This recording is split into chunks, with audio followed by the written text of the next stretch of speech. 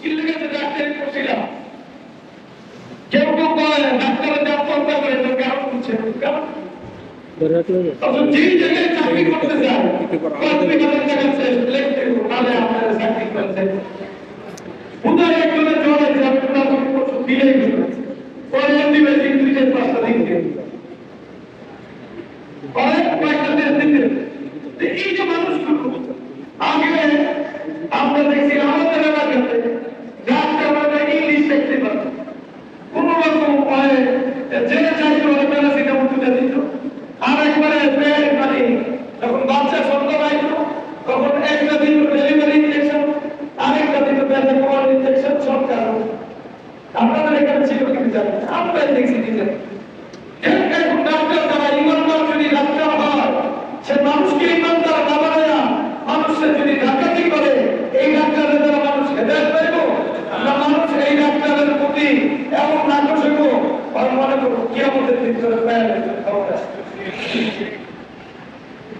আমরা নিয়মিত বলো আর হিকমা ফাউন্ডেশন এই এলাকায় ওলামাদের নেতৃত্বে যুব শ্রেণী যেন মানুষের কাছে দাঁড়া এবং এই উদ্দেশ্যে দাঁড়া দুনিয়ার পেরেশানি যেমন দূর হোক হয় যেন জাহান্নামের পেরেশানি থেকে বাইচা আমার সস্তিকে আনেন না অর্থের হিলারে জান্নাত সরকারের প্রাণ হয় জাহান্নাম থেকে বাইচা যেন জান্নাতে যেতে পারে। মানে থাকতে ইচ্ছা এদের হলো বললাম আর হিকমা ফাউন্ডেশনের কি সংক্ষিপ্তা। এরপরে আমরা যে আলোচনা করবো এই আলোচনার একটু বুঝতে হবে। আমি বলছি আলোচনা বুঝতে আপনি জান্নাতে যেতে পারেন যদি আলোচনা মানেন। এখন হয়ে গেছে কি দুনিয়াতে আল্লাহ কথা বিনোদন হয়েছে, কি হয়েছে বিনোদন বসে একটু মজা নাও, মসজিদে এসে মজা নিলাম, সুবেলা বয়ান করতে কেউ মজা নিলাম, অথবা নাটক দেখতে দেখতে আর ভালো লাগলো না, এরপরে কিছুক্ষণ এক বক্তার ওয়াজ কিছুক্ষণ ছেড়ে দিলাম, ঘুম আসতেছে না আর কি বয়ান ছেড়ে এরপরে ঘুমাই দিলাম। এটা হলো আমাদের বর্তমানে একটা টার্গেট হয়ে গেছে।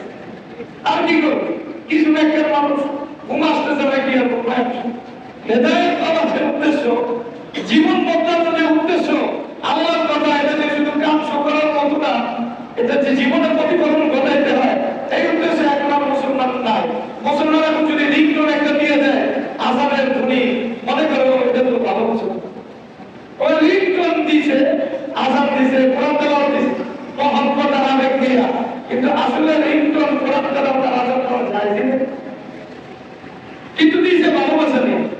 এখন কোরআন মনে করেন আল্লাহর কথা, কথা রিং বাজাইছেন আপনি আল্লাহর কথা চলতেছে মাঝখানে কথা দিচ্ছেন কেটে, তাহলে আপনি ভালোবাসতে গিয়ে আপনারা কেটে দিচ্ছেন, এটা কষ্ট পাওয়ার মতো ঘটনা না। আপনি কথা বলতেছেন কেন একজন যে মুখ আটকে দিচ্ছে আর কথা কবিতা চুপ করে, তাহলে এটা কি ঠিক হয় না ঠিক? কিন্তু আপনি কিন্তু আবেগে আল্লাহ মানে করছেন আল্লাহকে বলছেন না আমার কলেজ আমি চাকরি যে কোনো জায়গায় যে কোনো মুহূর্তে কোরআন তেলাওয়াত ছেড়ে দিয়েছে। আযানের একটা শব্দ আছে আল্লাহু আকবার, এই আকবার শব্দ যদি কেউ না বলতে পারে শুধু আকবার দিছে আমরা মাঝখানে ওই টেলিফোনটা ধরে মোবাইলটা ধরে আটকা দিছে আকি কবি বাদ করতে হবে। এটা কি আপনি কাজটা ভালো করছেন না খারাপ করছেন? এজন্য আমাদের বর্তমানে দিনটা হলো মানে দিন আর ইমানের সাথে আমাদের সম্পর্ক আবেগের সম্পর্ক।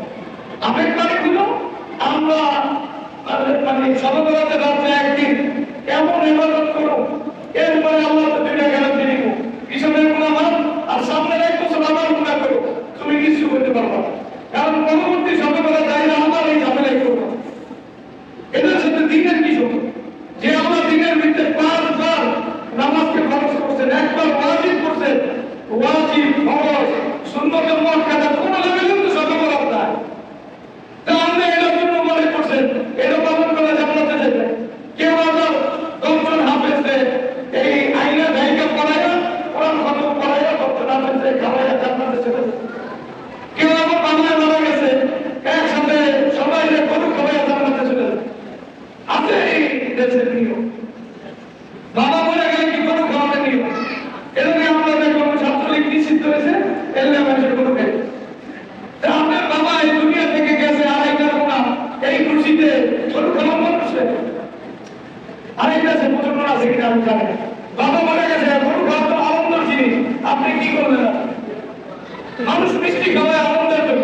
আপনার বাবা মারা গেছে, মসজিদে দোয়ার আয়োজন করে এরপরে সবাই হাতে হাতে মিষ্টি ধরা দিয়েছেন, বাবা মরছে আমি পাচ্ছি, সবাই মিষ্টি খাবে। এটা আপনি পেলেন কই? আল্লাহ রাসূল সাল্লাল্লাহু আলাইহি ওয়াসাল্লাম দুনিয়া থেকে যাওয়ার পরে মিষ্টি বিতরণ যদি এত বড় ফজিলতের কাজ হতো, আল্লাহ রাসূল সাল্লাল্লাহু আলাইহি ওয়াসাল্লামের জন্য কোন সাহাবা মিষ্টি বিতরণ করছে? কোন সাহাবা করছে বলে? সাহাবাদের চেয়ে বেশি ভালোবাসেন আপনি, কেমনে সম্ভব? যেমন আমাদের সঠিকভাবে চিন্তা করতে হবে। আপনি আপনার বাবারে গোসলটা করাই যাবেন। ইমাম সাহেব পৃথিবীর সবচেয়ে বড় বুজুর্গ আল্লাহ হলেও আপনার বাবার প্রতি আপনার যেই গরব, যে গরবে আপনার বাবারে আপনি গোসল দিতেন, আর এই বাবা কত কষ্ট করে আমার পালছে, ওর গোসলটা আপনি মায়া করে দিই, আপনার যে মায়া ইমাম সাহেবের এই মায়া হইব?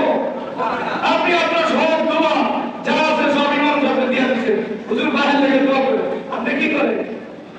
আপনার কাছ থেকে পূজা কর, ইমাম সাহেব দোয়া করা ভালো, ইমাম সাহেব থেকে আবেগ নিয়ে দোয়া করবো, আপনার আবেগ এর চেয়ে বেশি না কম? সব কিছু ইমাম সাহেব দিয়ে দিচ্ছেন, তার গোসল বাবা মারা গেছে দুনিয়া থেকে, আপনার আসল আদর্শ ছেলের জন্য দরকার ছিল বাবার জানাজা শিখা, বাবার গোসল শিখা, বাবার জন্য নিজে দোয়া করা, আপনি সব এখন মানুষের উপর দিয়ে দিচ্ছেন। যাই হোক, যে কথাগুলি বলতেছি ভালো করে বোঝেন, তাহলে দিন আর ইমাম কিছু আবেগের সাথে, জানাজার সাথে, বিবাহের সাথে, কতটা কিছু দোয়ার সাথে দিন ইমামকে যুক্ত করছি। সন্তান জন্ম পেলে আজান গানের ক্ষেত্রে দিয়ে দিব, আর মারা গেলে জানাজার হুজুরে দিয়ে দিব, আর বিয়ের সময় যদি মনে চায় হুজুরে দাওয়াত দিব, হুজুরকে দাওয়াত দেয়, বিয়ে কম দাওয়াত দেয়। আমরা যারা কাম করতেছি এতে হুজুরকে দাওয়াত দিলে ঝামেলা আছে, দাওয়াত দেয়, দাওয়াত দেয় না, মাথা দিছে দাওয়াত, আগে কিছু দাওয়াত দিয়েছে এটাও বা। তাহলে দিনটাকে আপনি সামান্য কিছু জিনিস বাৎসরিক ওয়াজ মাহফিলের সাথে যুক্ত করলে বাৎসরিক ওয়াজে শরীক হবেন, কিন্তু নিজের জীবন আগের মতোই থাকবো, নিজের জীবনকে বদলাবেন না।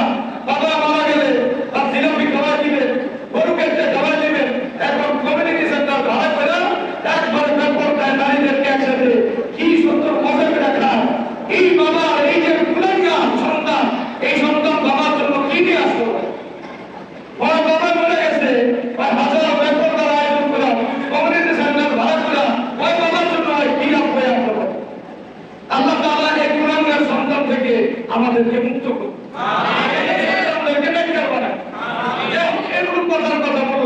বললাম জান্নাতে যারা দিনদার এবং ঈমানদার, নিজেদেরকে ভাই আপনারা যতক্ষণ বয়ান শুনতে মঞ্চে শুনবেন, বাকি সিদ্ধান্ত হেদায়েত গ্রহণ করতে, যখন ভালো লাগে না আমার করবে, আমি একটু বাঁচি তাড়াতাড়ি বিদায় নিতে পারবো। কিন্তু এটা না যে আপনার বয়ান শুনতে ভালো লাগে না, আমি শুনলাম দিন এত কার কাছে মুক্তারটা, যেদিন আপনারা জোর করে শুনাইবে অসম্ভব, যেদিন মনোযোগ দিয়ে শোনেন আমার দিনের কথা বলা দিছে, যে গুনার কাজ করতেছে, দোকানদারি করতেছে, মোবাইল চালাইতেছে, ওই অবস্থায় যে আমার কথা শোনাবে এটা নিষেধ। ওরা আগে ফারিক করতে, এবার আমার মোবাইল আছে, এই দোকানদারি একটু চান, যে আমার কথা শোন, না শুনলে আপনার দরকার নেই। এটা একবার স্পষ্ট শুনে আবাস আল্লাহ তাআলা কোরআনে কথা বলছে, ওয়াল্লাহু মান ইস্তাগনা ফাআনতা লাহু তাসাদ্দা ওয়া মা আলাইকা আল্লা ইয়াযাক্কা। যে দ্বীনের ব্যাপারে নিজের প্রয়োজন মনে করে না, দ্বীনের কাছে ঠেকে মনে করে না নিজেরে, আপনি ওরে নিয়ে ব্যস্ত, ওয়া মা আলাইকা আল্লা ইয়াযাক্কা। ওই যদি হেদায়েত না পায় আপনার কোনো সমস্যা নাই, ওরে বলা দরকারই নাই। আল্লাহর কথার দাম আছে, দ্বীনের কথার দাম আছে। এজন্য যতক্ষণ আপনারা মনোযোগ থাকে বলবেন, যখন মনোযোগ থাকে না হাত চলবে, আমরা বাবা আলাইকা ইল্লা বাবা থেকে শেষ করে কথা বলছি না। যাই হোক, আমরা যে বিষয়ে আলোচনা করতেছি, ঈমানদার যারা জান্নাতে যাওয়ার কাজ করে, নেক আমল করে, এদের জান্নাতে যাওয়ার অনেকগুলো বাধা আছে। এই বাধাগুলোর ভিতরে গুরুত্বপূর্ণ 5টা বড় বড় বাধা আছে। কি বললাম? আমার সাথে কথা ইয়াদ করতে হবে, কারণ আমি আগে বলছি এটা কাম করাবো, এটা জীবনের সাথে এটার সাথে সম্পর্ক। ঈমানদার নামাজ পড়ে, আল্লাহওয়ালা, মুত্তাকি, উমরা করে, মসজিদে জায়গা দিয়েছে, পয়সা দেয়, সব কিছু করে, ওই ব্যক্তি জান্নাতে যাওয়ার পথে অনেকগুলো বাধা আছে। বড় বড় যে বাধাগুলো আছে, এমন বড় বড় 5টা বাধা আছে। কয়টা বাধা আছে? 5টা বাধা আর অপেক্ষা করতে হবে, নাহলে জান্নাতে যাওয়া তার জন্য মুশকিল। দেখেন, যে কেউ ব্যবসা করতে চায়, ব্যবসায় আগে লস জিনিসটা আগে সামনে, কোন জায়গায় আমার ব্যবসা লস হতে পারে। যদি লাভ অনেক হয় কিন্তু লসের চেয়ে বেশি হয়, তাহলে এই ব্যবসা কি ব্যবসা না? এটা ব্যবসা, ব্যবসা ব্যবসা যাই হোক। কিন্তু যেই ব্যবসাটা আসলে যে বোধে এই ব্যবসা করতে গেলে আমার লাভ হইব কিনা, যেমন উদাহরণই দেখি, যে কোনো কাজ মানুষ করতে চায় আগে এই কাজটা যথার্থ করতে পারবে কিনা এটা দেখে। তাহলে ইমানদারে ইমান নিয়ে কবরে যাওয়ার জন্য জান্নাত পাওয়ার পথে বাধা হলো 5টা। কয়টা বাধা? 1 নম্বর বাধা হলো নারী। বলেন আমার সাথে, 1 নম্বর বাধা কি? নারী। 1 নম্বর বাধা কি? নারী। এর চেয়ে বড় বাধা কোরআন হাদিসে যাচ্ছে না। সবার আগে বাধা কি? নারী। এটা মনে রাখবেন। তাহলে নারী বাধা মানে বড় নারী বাধা। কে বাধা? বড় নারী। নারী বলতে বড় নারী বুঝায়, এটা আমি বুঝেছি। তাহলে নারী 1 নম্বর বাধা। অর্থাৎ একজন ইমানদার যে নিজেকে ইমানদার মনে করে, সে যদি জান্নাতে যেতে চায় শুধু নামাজ দিয়ে যেতে পারবো, শুধু উমরা হজ দিয়ে যেতে পারবো না। আর প্রথম যে বাধা ওইটা আমার খেয়াল করতে দেবো, ওই বাধার নাম হলো করোনারি। ওই বাধার নাম কি? করোনারি বাধা, সবচেয়ে বড় বাধা। এই করোনারির বাধা হয় যদি উপেক্ষা করতে না পারে, তাহলে আমার নামাজ ঠিক করা, ওর রোজা ঠিক করা, ওর যাকাত ঠিক করা, ওর হালাল খাওয়া ঠিক করা, এই করোনারি মানে জাহান্নামে নিয়ে যাবে, মানে জাহান্নামে নিয়ে যাবে। রাসূলুল্লাহ সাল্লাল্লাহু আলাইহি ওয়াসাল্লাম সবচেয়ে গুরুত্ব দিয়ে দিয়ে বলেন, ফাত্তাকুদ দুনিয়া ওয়াত্তাকুন নিসা। তোমরা যারা মুসলমান, তোমাদেরকে আমি বলতেছি, তোমরা পুরোপুরি নারীদের থেকে নিজেদেরকে আত্মরক্ষা করে চলবা। কে বলে? আল্লাহ রাসূল সাল্লাল্লাহু আলাইহি ওয়াসাল্লাম। অর্থাৎ পূর্ব যুগে যারা মুসলমান ছিল, নিজেদেরকে মুসলমান দাবি করত, কিতাবওয়ালা দাবি করত, এরা ঈমান হারানোর ক্ষেত্রে সবার আগে এই ক্ষেত্রের ভিতরে চলছে। فإن أول فتنة بني إسرائيل كانت في النساء। রাসূলুল্লাহ সাল্লাল্লাহু আলাইহি ওয়াসাল্লাম বলেন, প্রথম যে সমস্যা ইমানদারদের ভিতরে ঢুকছে, নামাজীদের ভিতরে ঢুকছে, হালাল খাওয়াওয়ালাদের ভিতরে ঢুকছে, প্রথম ফিতনা হচ্ছে নারীদের ফিতনা হচ্ছে। কার ফিতনা হচ্ছে? নারী। এখন আপনি নামাজি, আপনাকে চিন্তা করতে হবে একটু ভালো করে। এই চিন্তা কিভাবে করবেন আপনি বোঝেন। আপনি দেখেন তো, আপনি নামাজ পড়ার পরে আপনি যখন রোড দিয়ে যান, রাস্তা দিয়ে যান, তখন দেখবেন করোনার প্রতি আপনার আকর্ষণের কারণে যদি তার দিকে তাকান, আসলে এখন তো নামাজ পড়ার পরেও করোনার দিকে তাকায়। আচ্ছা, নামাজ আয়া দিন দিল কারে? নামাজের দিল দেয় কারে? আল্লাহ দিল দেয়। নামাজের দিন দিন কারে দিতে হয়? আল্লাহকে। আল্লাহকে ছাড়া কাউকে দিন দেওয়া যায় না। এবং সে নামাজ এটাই ওয়াল্লাযীনা হুম ফী সালাতিহিম খাশিউন। এটা একটা তর্জমা। এটা মানে আমরা করে একবারে দিল দিয়ে নামাজ, কি দিয়া? পুরো নামাজের ভিতরে আল্লাহকে সামনে রেখে নামাজ করে। আনতা আল্লাহ আন্নাকে। এখন নামাজে দিল দিলেন আল্লাহরে, সমান দিলেন আল্লাহরে, চোখ কিন্তু নামাজে আপনি হিসাব করে বলেন তো কিভাবে হলো নামাজ? নামাজের ভিতরে যেতে কি চৌদিন দেখানো যায়? যাই সেটাই বলা যায়, যাই সেটাই বলা যায়। নামাজের চোখ আল্লাহর হুকুম অনুযায়ী আপনি অনুশীলন করলেন, আল্লাহ বুঝাইলে মসজিদে তোমার সবচেয়ে প্রিয় করে, তোমার সবচেয়ে প্রিয় একবারে মানে ইবাদত নামাজের ভিতরে পবিত্র হইয়া কোরআন তেলাওয়াত, যেটা তোমার কালামুল্লাহ, ওটা করতেছি। আমার তোমার সামনে দাঁড়াইছি। কেন দাঁড়াইছি? আমি সিদ্ধান্ত নিয়েছি আমার জীবন নামাজে যেভাবে নামাজের বাইরে ভাবে জীবনকে সাজাবো, এই জন্য দিন আল্লাহ দিতে চাইছি। একবারে মুখ আল্লাহর হুকুম অনুযায়ী আল্লাহ যেখানে তাসবিহ করতে করছে আমি তাসবিহ করতেছি, কেরাত করতেছি, রুকু করতে গেছে রুকু করতেছি, আল্লাহ যা কথাই শুনি। চোখ যেখানে রাখতে গেছে ওখানে চেষ্টা করি। হঠাৎ নামাজের বাইরে গেছে, বাইরে যাওয়ার পরে আরেক বেদির দিকে নজর পড়ার পরে দিনের ভিতরে ওই বেদির ভালো লাগা দিনের ভিতরে আপনাকে আসবে বুঝে না বেরো না। আল্লাহ পুরুষের ভিতরে আল্লাহ নিজে দিয়েছে, আল্লাহ কোরআনে নিজে বলছে সুদকিনা বিদ্যা আছে, অবুস আল্লাহ নিজে দিয়েছে। আল্লাহকে আমি আকর্ষণ দিয়েছি, আর আমরা যদি তার আপনি আকর্ষণ না হয় তা আমরা পুরুষ। কারণ আকর্ষণ দিয়েছে এই কথা কে বলছে? আল্লাহ। এটা বোঝেন। অনেকে মনে করে আকর্ষণ শুধুমাত্র আমরা যারা জেনারেল শিক্ষিত সাধারণ মানুষ আকর্ষণ শুধু আমাদের আর কারো কোনো আকর্ষণ।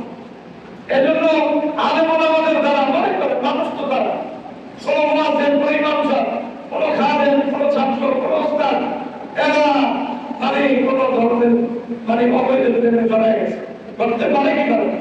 কারণ আপনি মনে করেন ভাই এই আলেম এগুলো করছে, এদের কথা কথা ইমান সাহেব ইনশাআল্লাহ আমরা করে ফেরেশতা মনে করি।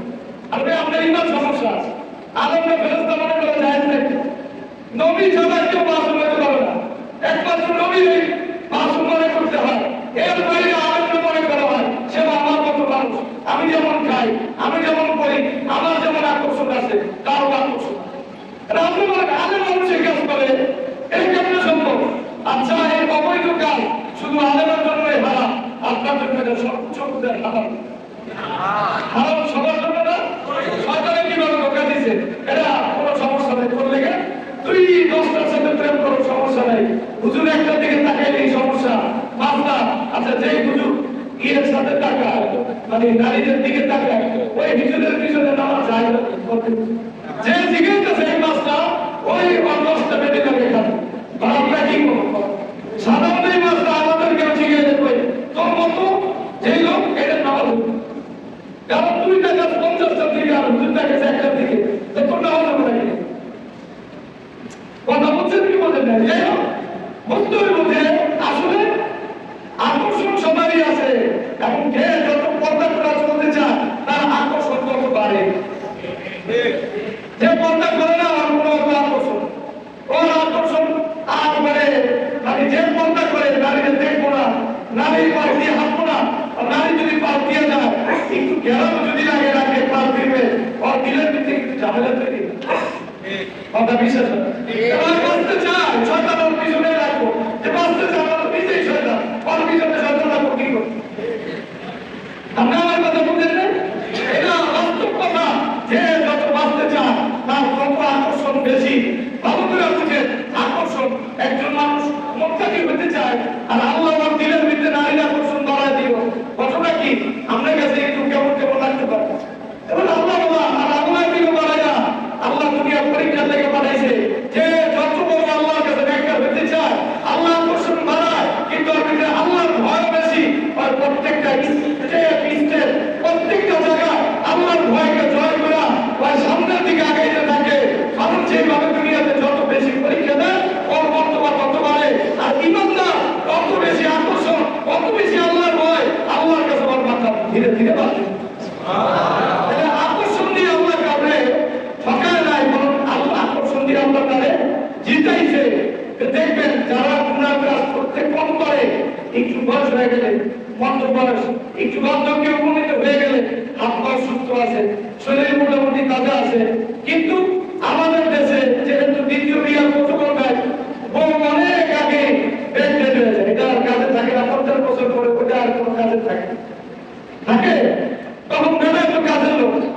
এখন বেলা কি করবো? বিয়ারটা করতে পারে না, ওরা মানে লেগে ফেলেছে। দেখবেন এই লোকগুলো বিয়াও করতে পারে না, কিন্তু দিনের ভিতরে আকর্ষণ আরো বেশি পায়। তার মানে মানুষ বয়স হওয়ার কারণে আকর্ষণ কমে যায়, বিষয়টা এমন না, আকর্ষণ আরো বাড়ে। একটু বয়স হলে আকর্ষণ বাড়ে, কারণ মানুষ কাজের ক্ষমতা যখন হারায় তখন চোখের স্বাদ আরো বাড়তে থাকে। ডাক্তাররা বলে যে এই পুরুষ যত বেশি দুর্বল ওই পুরুষ খারাপ ছবি তত বেশি দেখে। ডাক্তারদের আমরা জানি না, কথার পর চোখের স্বাদ বাড়ে আর আসল স্বাদ কম, এই জন্য চোখের স্বাদ বাড়ে। তো যাই হোক, একজন বয়বৃদ্ধ মধ্যবয়স্ক একজন পুরুষের নারীর আকর্ষণ আছে, কোরআন হাদিস এই কথা বুঝে ধরে, আল্লাহ এই কথা বলছে। আচ্ছা ওই আগের মতো প্রশ্ন জাগে যখন নেককার মানুষ তার আকর্ষণ বাড়লো, আবার এই যে আমাদের বয়বৃদ্ধ না একটু বৃদ্ধ মানুষ আর মধ্যবয়স্ক লোকেদের আকর্ষণ বাড়লো কেন? আল্লাহ কয় তার আকর্ষণ বাড়াইছে জন্য যতবার এই আকর্ষণকে উপেক্ষা করে আমার তাকে সারা দেয়, আমার কথাকে মানে ওটাকে বাদ দেয়, ততবার ফরজ আদায় করার সংখ্যায় পুরা মানুষ বেশি আবাদত করতে ভাই আপনার শক্তি কম থাকে না, তো আল্লাহ ওরা আবাদত করা দিতে চায়, এজন্য আকর্ষণ আছে। পুরা মানুষ একটু মনে করেন যত মানুষ বয়স হয় তত ভালোই আকর্ষণ বাড়ে, নারীর আকর্ষণ বাড়ে।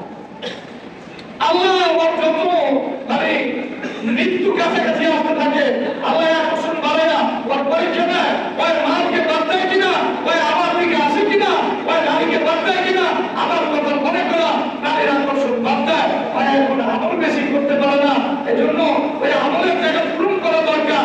আল্লাহ এজন্য তার জন্য ব্যবস্থা করে। তাহলে আল্লাহ তার ঠকেছে, আল্লাহ তার জিতেছে। তাহলে যে কথা বলতেছিলাম, আপনি যুবক হন, মধ্যবয়সী হন, যেই হন, প্রত্যেক পুরুষের ভিতরে আল্লাহ তাআলা নারীর আকর্ষণ দিয়েছে। এই আকর্ষণ প্রত্যেক পুরুষের ভিতরে যে আছে, এটা তার দ্বীন আর ঈমানের পরীক্ষার জন্য। সে নামাজ পড়ার পরে যখন বাইরে যায়, বাইরে যাওয়ার পরে রাস্তায় পরনারী করে, ওই পরনারী, এটা আসলে পরনারীরা হাদিসে বোঝা যায়, শয়তান পরনারীরা তার সামনে সাজায় না, সাজায় না, ওর দিলে নাপাক কান্দা ঢুকাইতে চায়, নাপাক কান্দা ঢুকাইতে চায়। এই দিলের মধ্যে যদি নাপাক কান্দা ঢুকায়, আর পরবর্তী নামাজে আইব, ওই নাটকে যে মেডিকেল দেখছে, যে মেডিকেলের কথা পেয়েছে, যে মেডিকেলকে হাসপাতালে সাক্ষাৎ পেয়েছে, যে মেডিকেলকে মার্কেটে সাক্ষাৎ পেয়েছে, নামাজ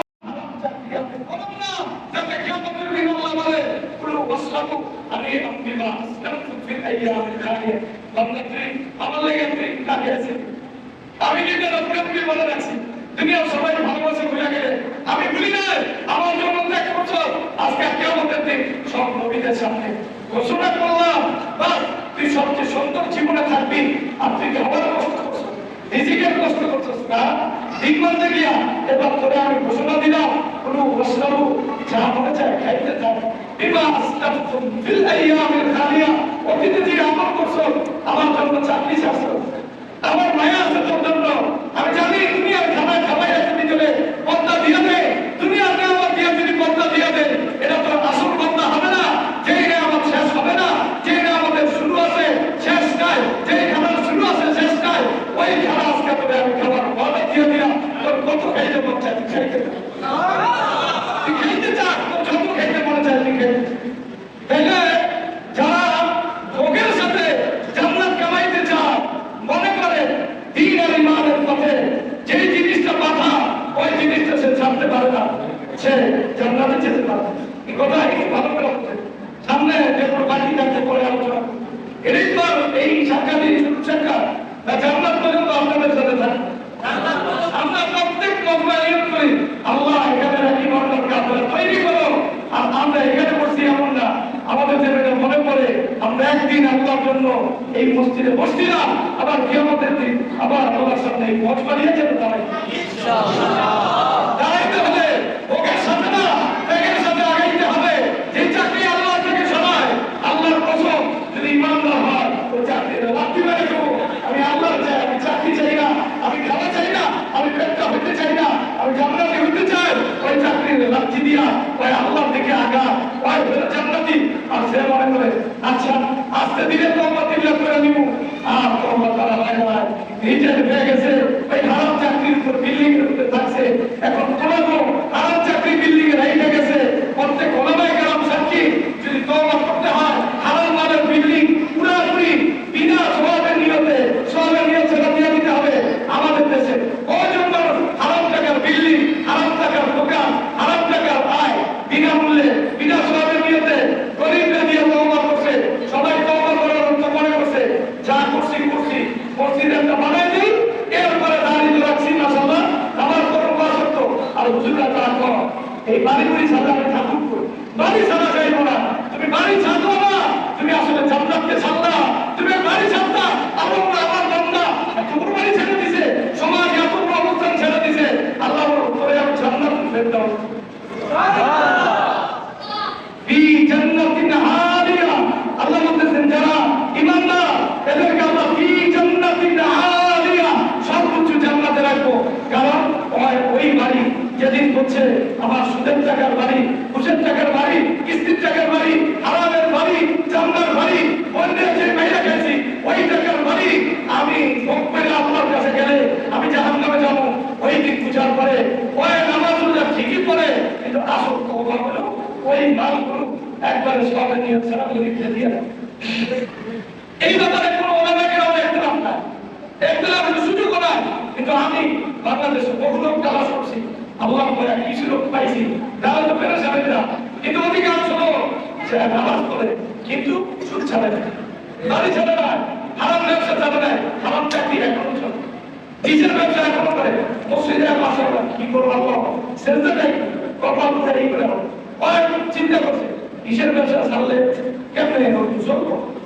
ও ওয়াইফাইয়ের ব্যবসা, ওয়াইফাই দিয়ে আমার সবাই যাই যাই কাজ করে, এই হাইফাই কাজ করে তাতে আন্দোলন কাজ করে, এই চাকরি কারণ কেউ যদি বলে যায় তার কোনো সতর্কতা ঠিক আছে, সতর্কতা অবলম্বন করতে হবে কি হবে।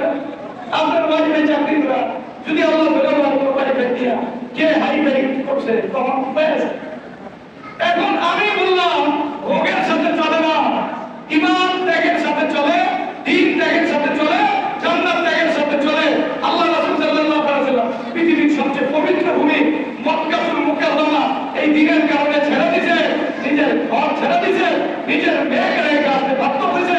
আবু বকর, ওমর, ওসমান রিদওয়ানুল্লাহি তাআলা আলাইহিম সব কিছু ছেড়ে আল্লাহর লেগে ফকির হয়েছে।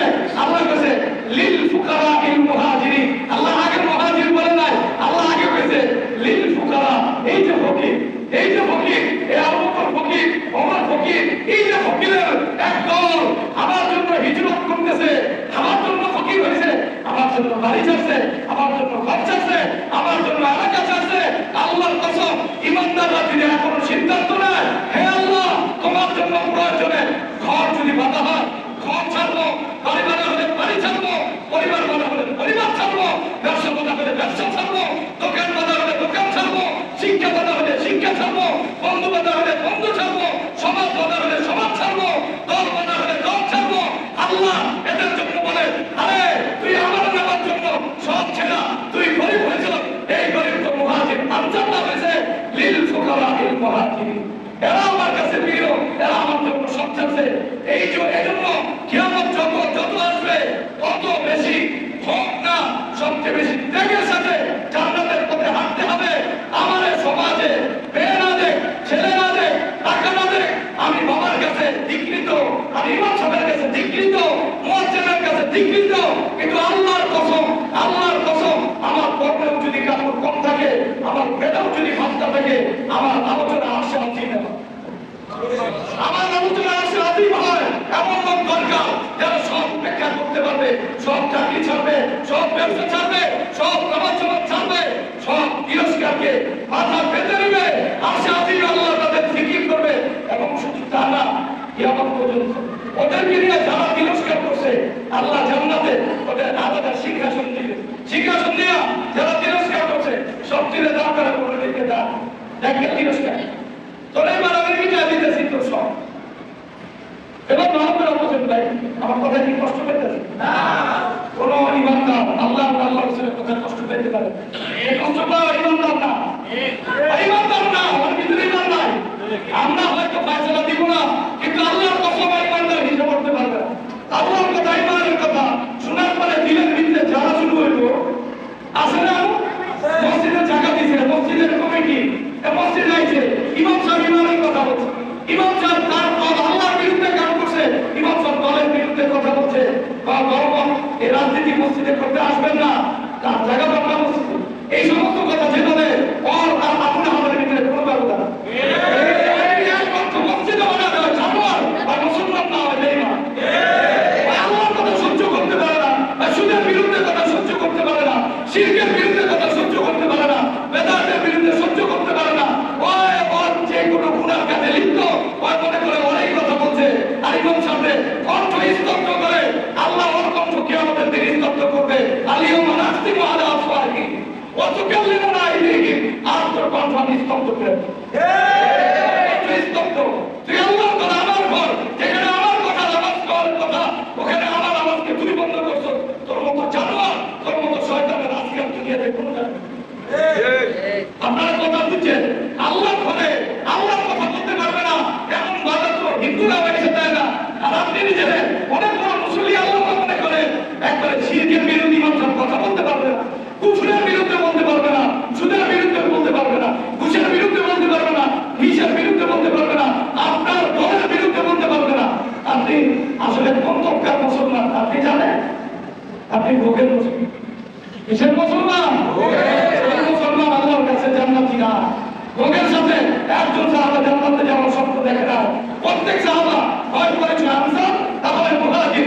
দিনের জন্য সব কিছুতে ছাড়তে পারবে না, বা জান্নাতে যাওয়ার স্বপ্ন দেখতে পারবে না। দিনের জন্য ওর সামনে যদি হয় দেখে মোবাইল সমস্যা, বাহাত্তর মোবাইল, হয় যদি দেখে অবৈধ সম্পর্ক, এটা আল্লাহর মধ্যে সমস্যা, তার সাথে সাথে এটা ছেড়ে দিব। যে যেখানে আল্লাহর মধ্যে বাধা হয় ওখানে দাঁড়ায় যাবে। আল্লাহ তোমাকে মানি, অন্য কাউকে মানি না।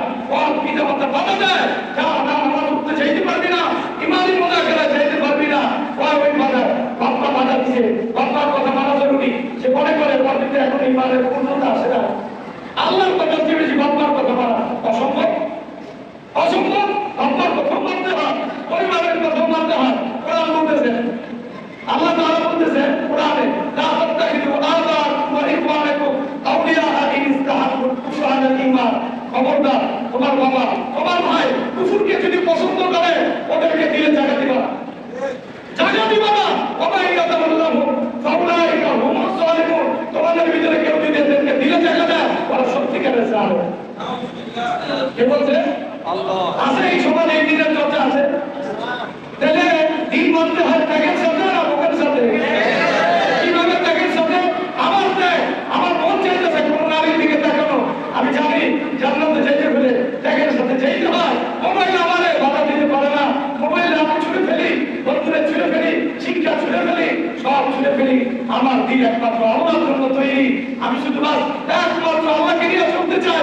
আল্লাহর পথে যে বাধা হয় তার নিয়ে আমি চলতে পারি না।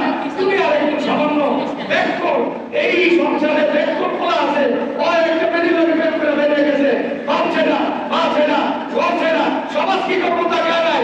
আরে ইমান দাদা, তুমি আল্লাহকে নিয়ে এই ব্যাংকের মতো বেরিয়ে দিতে পারো না? কথা বলছেন বেরিয়ে এমন দেখো, মানুষ মনে করে বাবা মনে করে ছেলেরা হামলা কামলা, ওই কিন্তু একটা মেরে দিলে বেড়ে গেছে। কথা এমন করবো না? একজন ব্যাগ করলে একটা মেরে দিলে আমার আপনার সবচেয়ে বেড়ে গেছে। তুমি এত আকল পাইলে আল্লাহর কাছ থেকে, এই আকল দ্বারা এটা শিখলো না কেন? এই ব্যাগ করলে তোমার শিখাইলো না কেন? তোমার আল্লাহকে নিয়ে সব কিছু ছেড়ে বেরিয়ে দিয়ে তুমি বেড়েছে। তাহলে ত্যাগের সাথে দিন মানতে হয় না ভোগের সাথে মানতে হয়? যেখানেই আল্লাহ নাই, যেই দলে আল্লাহ নাই, যে দোকানে আল্লাহ নাই, যেই রাত্রে আল্লাহ নাই, যেই আসমানের সাথে আল্লাহ নাই, যে বন্ধুর সাথে আল্লাহ নাই, আমরা তার সাথে না থাকতে পারি। যদি থাকি তাহলে আসলে আমরা মনে করতেছি রাসূলুল্লাহ সাল্লাল্লাহু আলাইহি ওয়াসাল্লাম বলেছেন, আল কাইয়িসু মান দারা নাফসাহু ওয়া আমিলা লিমা বা'দাল মাউত ওয়াল আজিজ। এই অপরাধ হাদিস মানে কি? মান আনবা নাফসাহু হাওয়া, কোন মত চাকরি করে, কোন মত ছেলেরা স্কুলে করে, কোন মত মেয়েরা করে, বেপরদা করে, ওর বেপরদা করে, কোন মত ব্যবসা করে, কোন মত হারাম খায়, কোন মত যা ইচ্ছা তাই করে, মোবাইল চালায়, সব করে কোন মত। আর স্বপ্ন দেখে জান্নাতে যাওয়ার বরকত করো। রাসূল বলেন ব্যর্থ আর পদার্থ অংশগ্রহণ করে। রাসূল বলতেছে অপদার্থ, আপনি মনে করেন আপনি পদার্থ, আপনি জান্নাতে যাবেন না, এটা কেমন সম্ভব? আল্লাহ আমাদের দিনের সহিত উদ্ধার করুন। যদি জান্নাতে যেতে চায়, জান্নাতে যাওয়ার পরে এই বাধা, এই বাধাটা যারা একবারে ছোট ক্ষমতা বড় ছোট ক্ষমতা বড় আপনারা কি আসলে ত্যাগের সাথে জান্নাতে যাবেন না ভোগের সাথে যাবেন? একবারে ত্যাগের সাথে জান্নাতে যেতে চান, যে কোনো সাহাবায়ে কেরাম একটু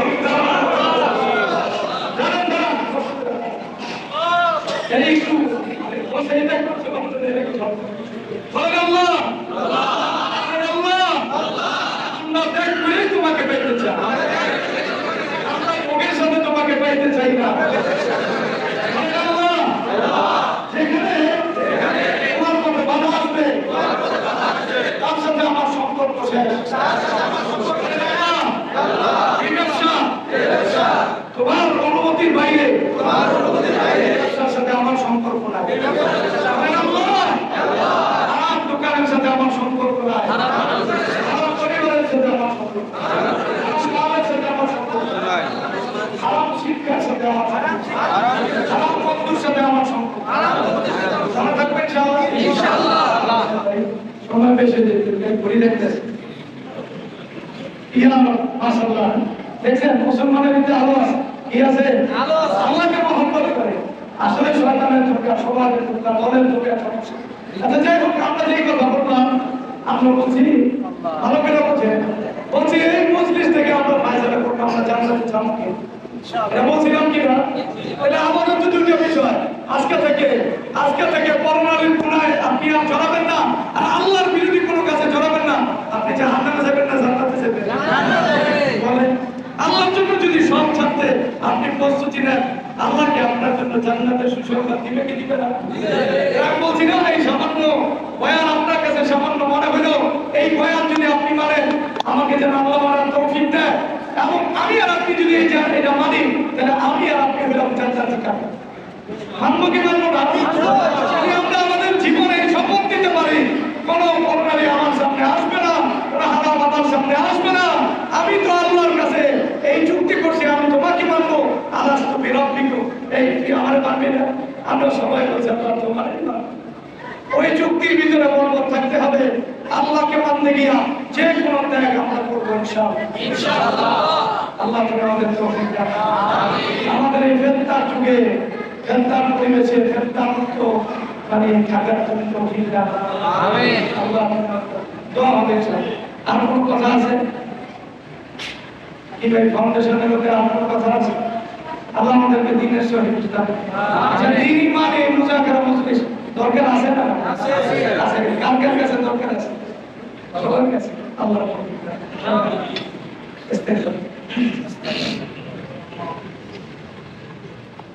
আস্তাগফিরুল্লাহ।